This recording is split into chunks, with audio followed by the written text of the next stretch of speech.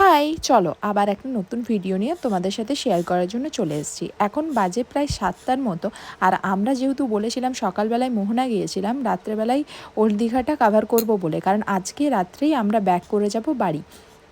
তো তার জন্যই আমরা ভাবলাম ওল্ড দীঘাটা ঘুরে নিই। তবে আমি বলবো যে যারা এই নিউ দীঘাতে থাকো না কেন, রাত্রেবেলাতেই ওল্ড দীঘাটা ঘুরতে যাবে। নিউ দীঘাতে রাত্রেবেলায় সেরকম কিচ্ছু নেই, আর ওল্ড দীঘাতে অনেক সুন্দরভাবে লাইট টাইট দিয়ে সাজানো আছে। আর তারপর সি বিচের কাছেও লাইট আছে, সেহেতু তোমরা বসে বসে সি বিচের কাছে গল্প করতেই পারো সমুদ্র দেখে দেখে। আমার যেহেতু আমি বসেছিলাম, আমার অনেক ভালো লেগেছে ওল্ড দীঘাটা। ওল্ড দীঘাটা স্নান করার জন্য নামতে পারবে না সেরকমভাবে, পারবে কিন্তু স্লিপ কাটার অনেক চান্স আছে। তার জন্য ওল্ড দীঘাতে এখন সেরকমভাবে কেউ থাকে না, নিউ দীঘাতেই থাকে। তো নিউ দীঘাতে চানের জন্য ভালো হলেও রাত্রেটা খুব ফাঁকা ফাঁকা। তা রাত্রেবেলায় ওল্ড দীঘাটাই খুব সুন্দর, দেখো কি দারুণ না সাজানো আছে।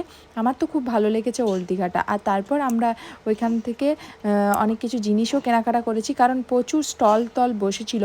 আর নিউ দীঘাটা পুরো ফাঁকা ফাঁকা ছিল, তার জন্যই ওল্ড দীঘায় এসেছিলাম রাত্রেবেলায় ঘোরার জন্য। আর তারপর আমরা অনেক কিছু জিনিস বাড়ির জন্য কেনাকাটা করে আমরা চলে গিয়েছিলাম সমুদ্রের পাড়ে সবাই বসে গল্প করতে। তো যেহেতু লাইট দেওয়া ছিল, সমুদ্রটাও দেখা যাচ্ছিল পুরোপুরি। আর দেখো কি সুন্দর লাগছে না, সবাই বসে বসে গল্প করছিল, খাওয়া দাওয়া করছিল। তো আমরাও ওইখানে বসেছিলাম কিছুক্ষণ, আমি, পুচকু আর ওর বাবা। তারপর আমরা কিছুক্ষণ গল্প করে খাবারের দিকে গেলাম, কারণ খিদে পেয়ে গেছিলো। তো সেইভাবে কিছু ট্রাই করিনি, করেছিলাম চা আর চাট। আর সি ফুডের মধ্যে আমার যেহেতু লাল কাঁকড়া খুব পছন্দ, কারণ আমি আগেরবারে যখন দীঘা গিয়েছিলাম তখন আমি লাল কাঁকড়া খেয়েছিলাম। আর এইবারে যখন দীঘা গেলাম তখন ফার্স্ট আমি ট্রাই করলাম অক্টোপাস। তবে আমার সেভাবে অক্টোপাসটা ভালো লাগেনি, চুইংগামের মতো লাগছিল।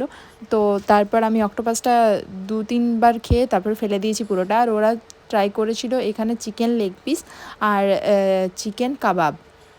আর আমি এখানে অনেক কিছু জিনিস দোকানে কেনাকাটা করলাম।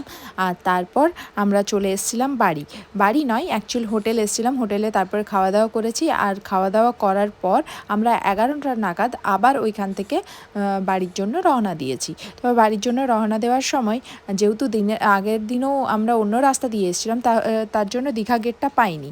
আর এইবারে অন্য রাস্তা দিয়ে যাচ্ছিলাম বলে দীঘা গেটটা দেখে আর গেলাম। তো দেখো দীঘা গেটটা এতটাই সুন্দর, লাইট টাইট দিয়ে সাজানো, খুব ভালো লাগছিল।